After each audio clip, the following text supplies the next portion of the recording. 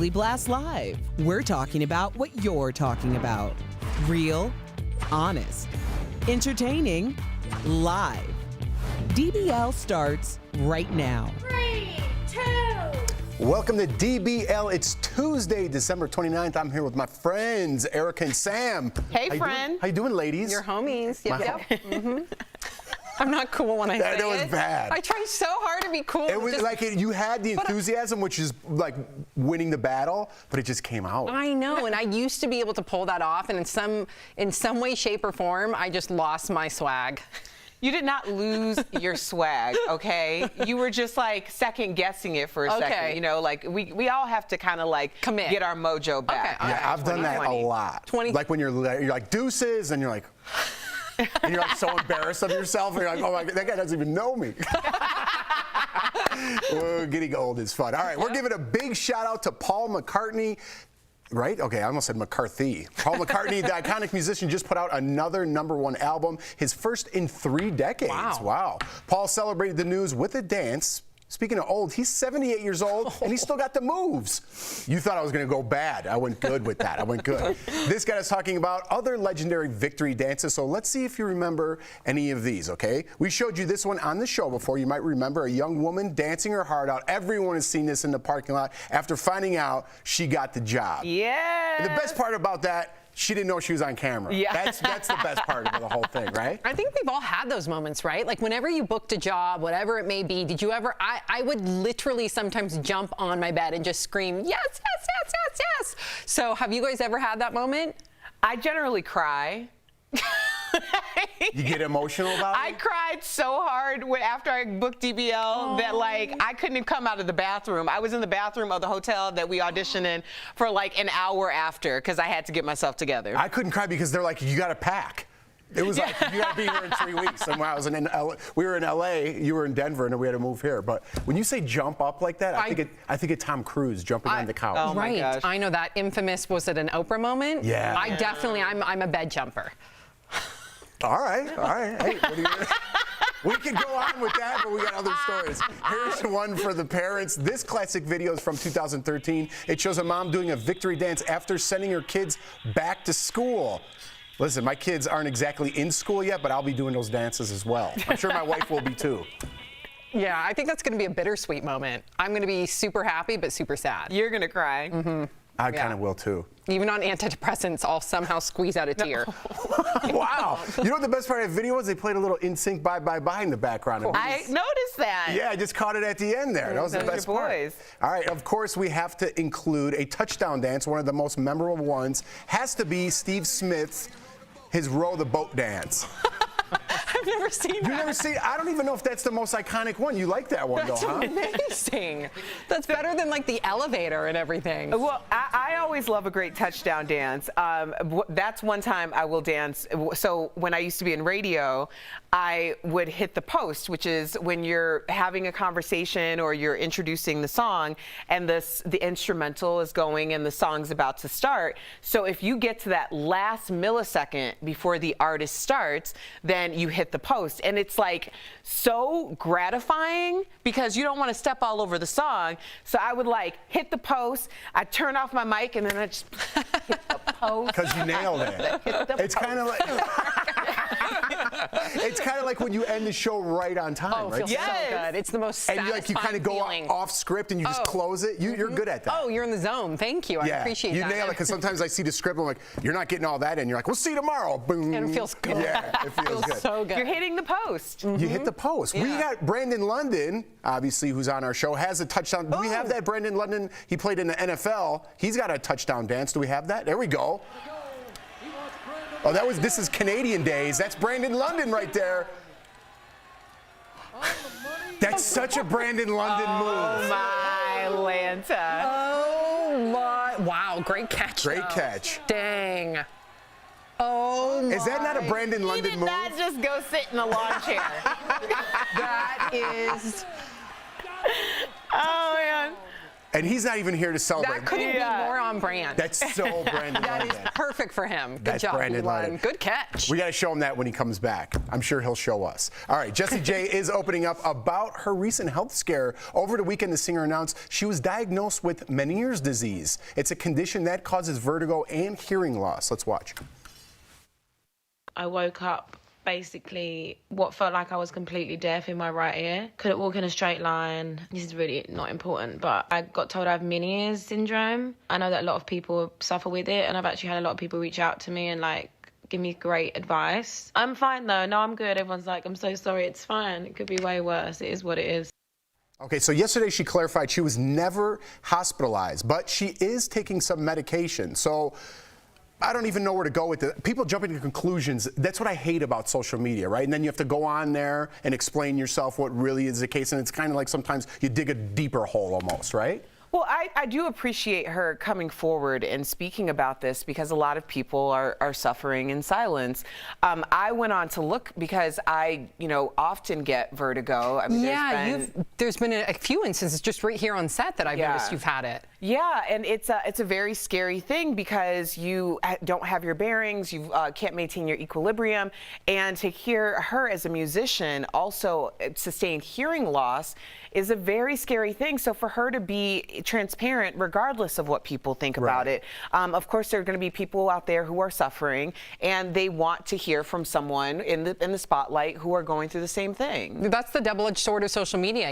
To Jeff's point, you definitely can attract a lot of criticism, and it can be very depressing. But to your point, not only are the people that are suffering in silence, do they have some sort of a community, but look what she learned from it, right? Anytime that you are suffering and you are dealing with something that you've never dealt with before, it can be one piece of advice that can completely change your outcome. They always say be your own advocate when it comes to your own health.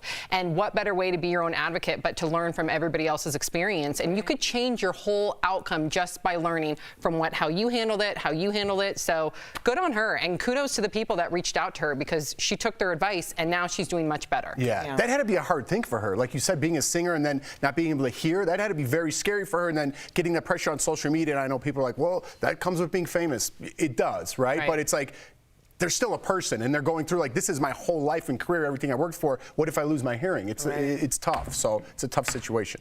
All right, moving on. Who doesn't like to talk about Beyonce? Ooh. Because she famously said, if you like it, put a ring on it. I did not sing that well, and I'm not going to try. It looks like Tristan Thompson took Beyonce's advice. The NBA player surprised Khloe Kardashian with a massive diamond ring for Christmas, sparking engagement rumors. Obviously, we don't have a photo of that ring. We just wanted to tell you about it. But our talented graphics team put together this estimate for you.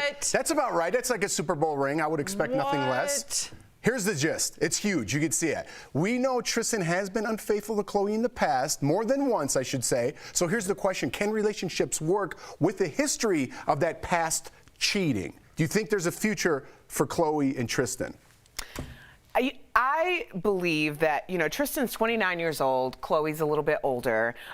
He is making tens of millions of dollars. That is not something that most of us can really understand either one of their lifestyles and what is acceptable for them and what isn't. If they feel like they want to make their family work, then they should make their family work, regardless of how people feel about it. They're the only two that really have to deal with the repercussions of that decision.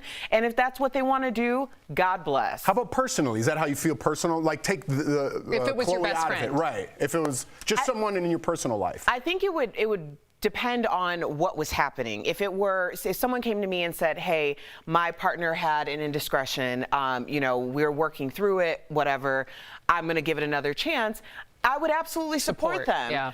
If they said, they're constantly cheating on me and, gaslighting me, I would still support them, but the support may look a little different. That's interesting. And we have to, remember that they have a child together.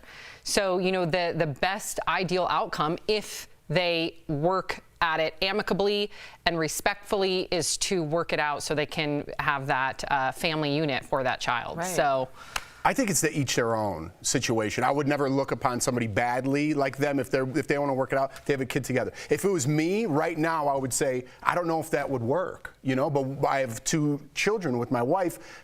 Maybe I would make it work. I'm not through that situation. I can't guess what it would feel like. I've been cheated on in the past. Not married with 2 kids, right? So to each their own with this one. I don't want to shame anybody for trying to do what they think is the right thing. I wish them all the best. I really do. Yeah. I hope it all works out for them.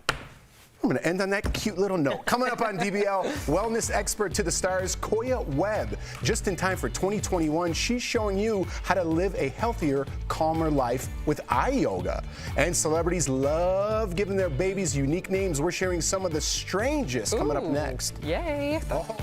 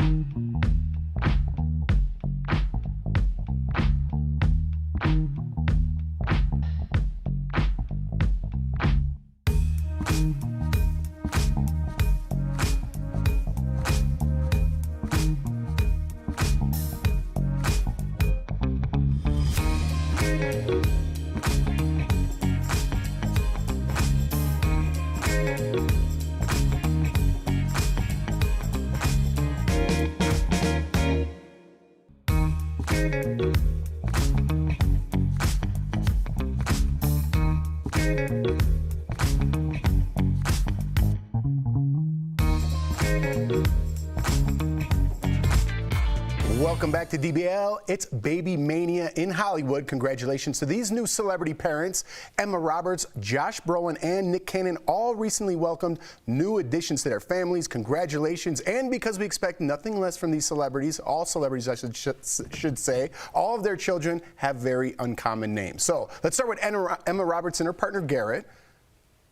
They named their baby. Listen, hold on. I'm going to go back a little bit. I took that dude's name out of the prompter because I didn't want to say it, and now someone put that back in the prompter. So whoever did that, I'm shaming you right now on TV. They named their boys. Yeah, that's right. I am.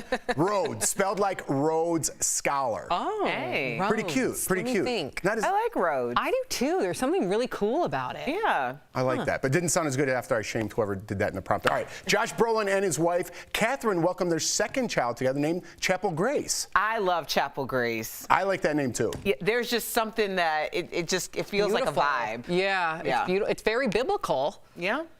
I like it. Yeah. Well, let's get to this next one because this is what I want to talk about. Nick Cannon and his girlfriend Brittany Bell named their second child together Powerful Queen Cannon. You got to have a nickname. Okay. Okay. You think? Yeah, I love how they're setting her up for all of her greatness.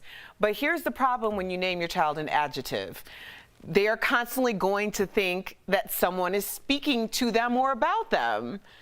That's the problem. Like people are going to say powerful all the time. So how do you know? But if you yell out "Powerful Queen" at a Starbucks, how many people are going to be like, "Yes"? Well, yeah, I would answer. That's what I'm saying. I'd be like, what do I have today? I'd be like, me? Stay with me in the back.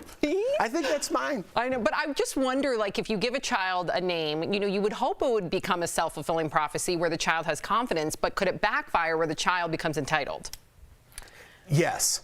I hear what you're saying. Yeah, or the child doesn't feel like they live up to their name. Yes, Good too. point. That's yes, tough. Too. You took the half full. Like Big Jeff over there. Big Jeff, that was self-named. On your birth certificate? No, Big Jeff is like a long story. Me and my friends would always say that, and then nobody cares. What's it come from? What's it stem from? We just, when we all lived in LA together, we'd joke around and be like, hey, Big Jim's here, and like Big Eric's here, and then like Big Jeff. And then I went on Big Brother, you know? So like, just like as a maybe defense mechanism, like, what's up? I'm like, hey, Big Jeff likes cereal too, let's be friends, you know? So it kind of like stuck, you know what I mean? It's cute. But it wasn't hard to live up to that as opposed to powerful queen. I know. Did you ever, when you were naming Lawson and Layton, ever have like an obscure name that you almost picked or no? Kinda. I mean, I think I could say it now because we're not gonna. Maybe I should. You're definitely gonna have another kid. No, you think so? Yep. I definitely know. You scared like I was getting my palm read or something. No, you're gonna have 3 kids. I feel it and I see it. Oof. This segment. Don't took a look turn. at me. You gotta look at your wife. I'm 2 and done. I know for a fact I'm 2 and done, but I don't I think we're done too. You do? I think so. Oh, I'm out of names. I think you're gonna have a third, and it'll be a girl. And I think it's gonna be the name that you once shared with me. So don't share it. Ooh, I know that one. That's Jordan's, my wife's name. Beautiful. I don't know how this got to the cameras rolling and us just having a conversation. Well, that's what we do here. Yeah. That's what we do. Coffee table talk. My wife, Jordan, did say if she's promised a girl, she would go for another one. But we'd probably have another boy. You would be such a softie with a girl. I would. Oh my gosh. I cry right now. I cry every day. Coming up on DBL Health and Wellness Pro, Koya Webb has worked with some of the biggest celebs, and now she's helping you get healthy in the new year. Don't go away.